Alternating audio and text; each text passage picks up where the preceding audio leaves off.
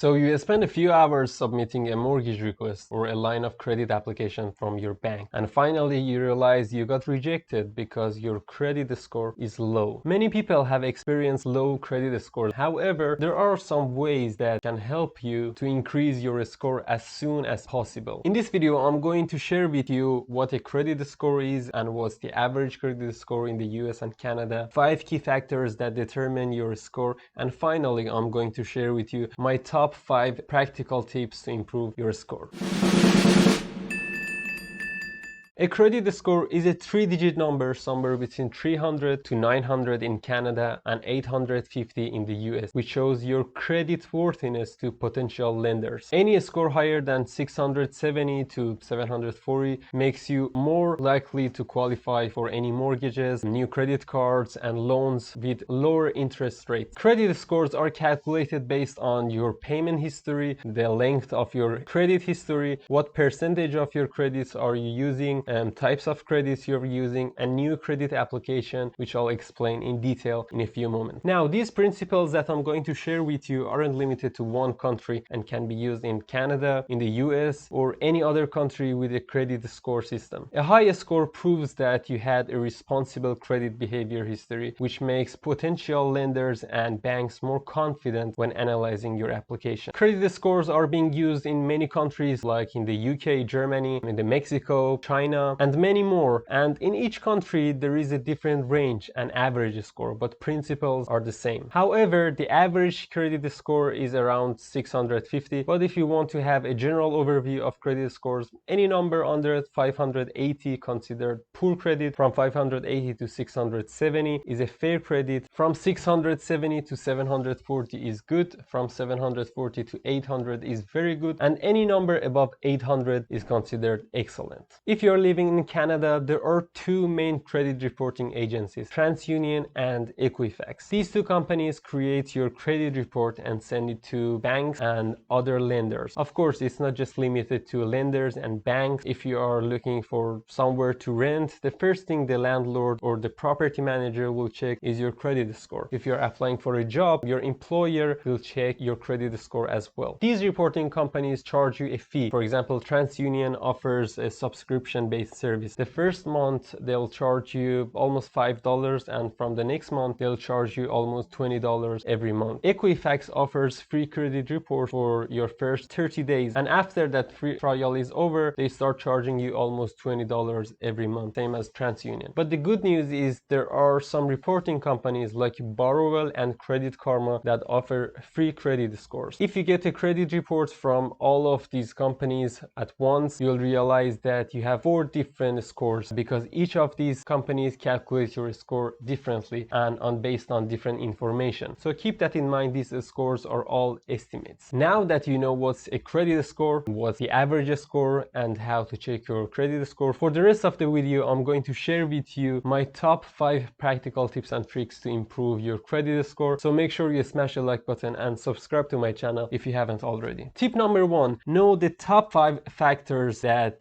these companies use to calculate your credit score. Your credit score is being calculated by a complex calculation, so you can never know what is your exact score, but according to credit reporting companies, there are top 5 main factors that use to determine your score. The first and most important factor is your payment history, which stands for more than 35% of your credit score, because based on that, a lender can find out if you're able to pay them back or not. Your history shows all of the payments you have made. So every time you make a credit card payment, or every time you pay off your phone or internet bills, these companies add these payments to your history. Your payment history shows how many late payments you had, or how often your payments have been late, or any other negative information such as bankruptcy. The second factor is based on how much you already owe, because every time you fill a loan or a credit application, the lender looks at at how much you already owe the other lenders. It stands for 30% of your score because it will determine if you are able to manage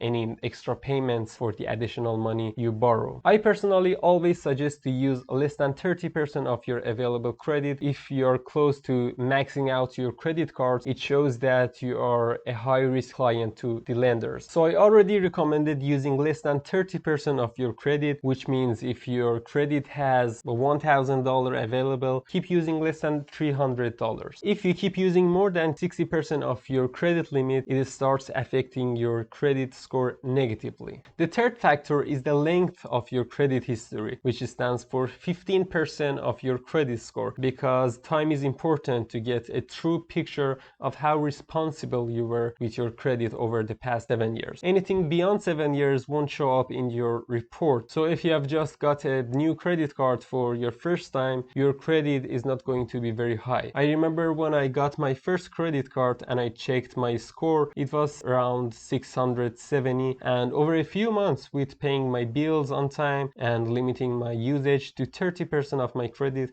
I increased my score to 720. The fourth factor is how frequent you apply for new credits. Not only just credit cards, but also car loans, house mortgages, new lines of credits, and many more. The lender believes that the more credit you get, the more difficult it gets for you to keep up with the payments. It also has to do with the numbers of times your credit has been checked over the past years. The fifth and the final factor that determines your score is the type of lines of credits you have used. It can be revolving, installment, and open. For example, deferred payment plans can show that someone didn't have the ability to save for a purchase ahead of time. So it was a quick overlook of 5 key factors that credit reporting companies determine your score. But let's continue to tip number 2, which is to smash the like button and pay your bills on time. The history of your missed payments is the biggest thing that can lower your score. If it's difficult to keep up with your payment dues, you can set up automatic payments. If you have missed a payment before, don't worry, it's not the end of the world. If you continue paying on time, your score will recover over time. I remember when I was new to the credit cards, I missed a few bills at the beginning, but hopefully after a few months with on-time payments, I could turn things around. The third tip is to only apply for credit that you actually need. We all know how easy it is to take more than what we need or get a new credit card with, let's say, just 1% higher cashback. But you should pay attention to the fact that applying for new credit cards or mortgages will drop your score a few points. On the other hand, frequent credit applications make lenders worry because it shows that you may be living beyond your means. I always recommend paying with a prepaid Visa card compared to getting a new line of credit. That's not necessary. So keep in mind to only apply for credit that you really need. The fourth tip is to pay off all of your debts, because carrying your debts affects your score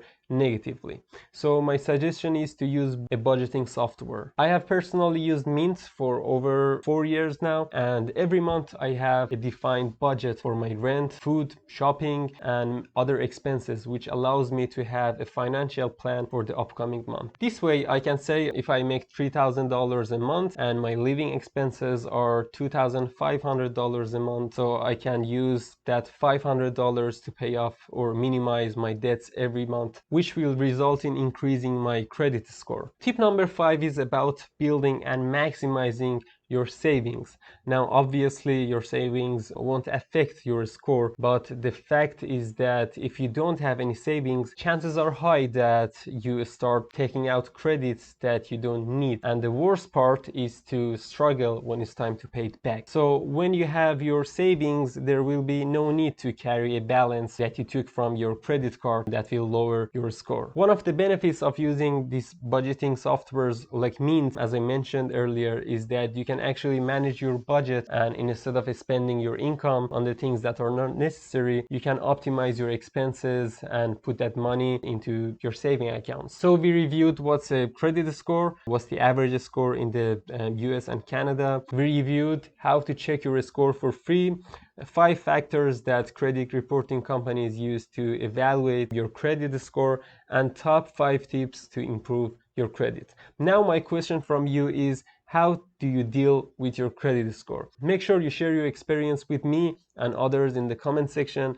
And if you have any questions, make sure you comment below. Make sure you watch one of these videos over here. As I mentioned earlier in this video, there are tons of valuable tips and tricks in these videos. So click on one of them right now. As always, thanks for watching and see you in the next video.